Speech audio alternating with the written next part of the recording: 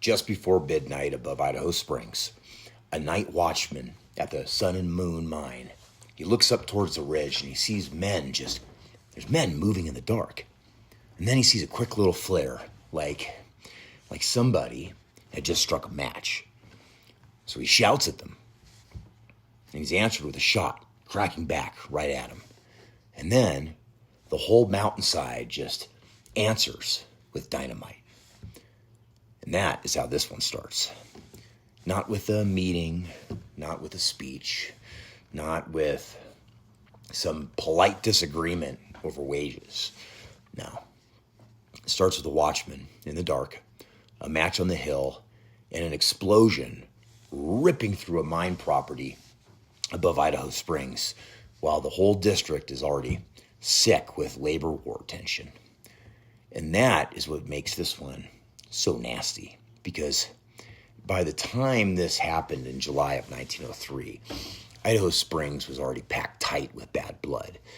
The miners wanted an 8-hour day with no cut in pay, and the mine owners were not going to give it to them. The union had dug in hard, and the owners had also dug in. Now, non-union men were still working some of the mines.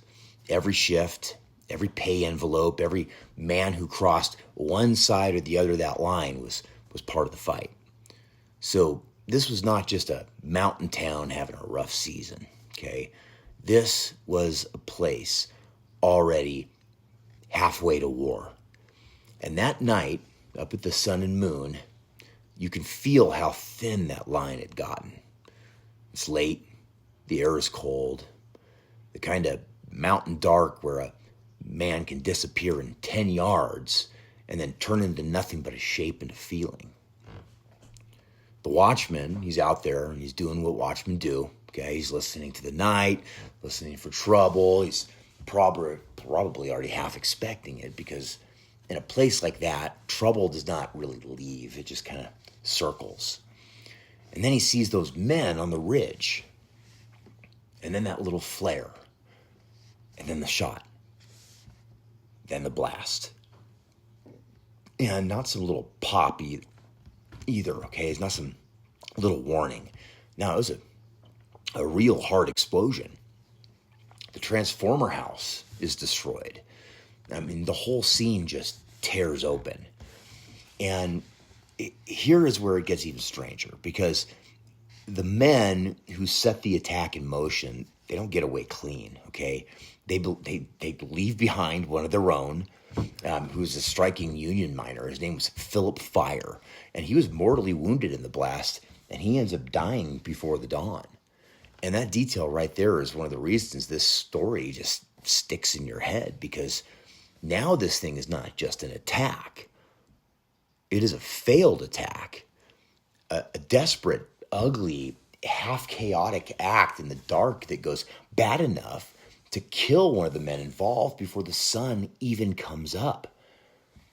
And the more that you sit with that, the more you can see the whole shape of it begin to form. Men on a ridge, dynamite and kegs, a watchman spotting them too soon. The kegs, they cut loose early, one blowing apart the transformer house, another exploding back near the attackers. And the whole thing just goes crooked in an instant.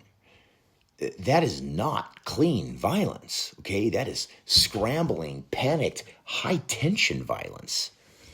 And by morning, Idaho Springs knows something terrible has happened. Now, this is where a lot of towns would tell themselves that they need to have patience, okay? Like, lock it down, right? Arrest who you can, sort out the truth. Keep people calm. That is not what Idaho Springs did. No, the next night, the town gathered together. And I do mean gathered. Hundreds of people. Businessmen, right? The city officials, the citizens, angry men looking for somewhere to put their rage. And once you get a crowd like that in a mining town, right, and they're already boiling over all the labor troubles, you're not really holding a public meeting anymore. What you're doing is you're feeding a fire. The speeches, they turn hard. The mood, it turns harder. And before long, right, the crowd marches to the jail. I mean, think about that image for a second. A town so worked up that it does not wait for the law to do its work. It goes and gets the men itself. That is what happened, okay? Union men, they were taken from the jail and they were forced out of town, marched out, driven out. Idaho Springs deciding in one hot burst that due process was not moving fast enough, or maybe was just not useful enough, and that the town itself was going to settle the matters now. And that's where the story just kind of really grabs me, right? Because it's not just the explosion. It's the speed of the transformation. One night, a dynamite attack on a mine. The next night, the town acting like a mob with city clothes on. And that is the real darkness in these places here. Because everybody loves the romance of the old mining towns until you run into the moments where the romance just falls off and the teeth show. And then you see what all that pressure really turns into. Gold, money, labor war, class hatred, fear, pride, armed men, rumor, public anger, one blast in the dark, and suddenly the town is not pretending anymore. It is just choosing sides in the open. And then it gets even muddier. Because once the expulsions happen, the law finally does come limping into the picture, right? But by then, everything is already coated in smoke. You know, Judge Frank Owers, he rules that the deportations were illegal and warrants are issued against the members of the Citizens Protective League. But on the other side, prosecutors are still going after the Union men over the explosion itself. So now you have two kinds of wrong moving side by side. A dynamite attack at the mine and a town answering it with illegal deportation. I mean, that's what makes this story stick right there. Nobody comes out clean. The district attorney pushes the bonding case. Okay. The governor, right, doesn't exactly rush in to save the deported men. And some of the expelled Union men, they actually come back and then they get arrested again. Okay, so trials follow, and then comes another twist that just leaves the whole thing hanging in the damn air. The accused men, they're acquitted. First in Clear Creek County, okay, then again in Gilpin County, because the destroyed transformer house, you guys, it sat just literally over the county line. And that right there, that's where the whole story gets its long shadow. Because now, what do you have? Okay, you have a mine that's been attacked in the dark. Okay, you have Philip Fire dying before dawn. And then you have a crowd hauling Union men out of jail and just kicking them out of town. And then you have a judge saying that those deportations that happened were illegal. And you have acquittals at the trial. So you do not get some neat ending here, right? You do not get the clean comfort of, you know, everybody knowing exactly who did what and justice landing nice and square. Now you just get smoke and you get rage and you get law and mob power just tripping over each other. And you get a town that looked at one act of violence and then they just answered it with another.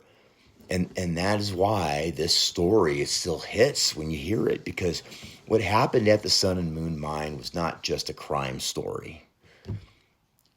It was just another one of those Boomtown pressure stories, right? A place under strain that just finally gives way. A canyon full of money and nerves and labor hate just breaking open in the middle of the night. And I think that's the part worth remembering too, because and I'm not saying just the blast. I'm saying not just the dead and wounded. okay? But how fast everything can harden after something like that, and how fast people stopped caring about the difference between justice and force, or how fast the town decided that fear was just enough. And that is Idaho Springs in July of 1903, right? Mountain town with gold in the hills and a short fuse in its soul. A watchman staring into the dark.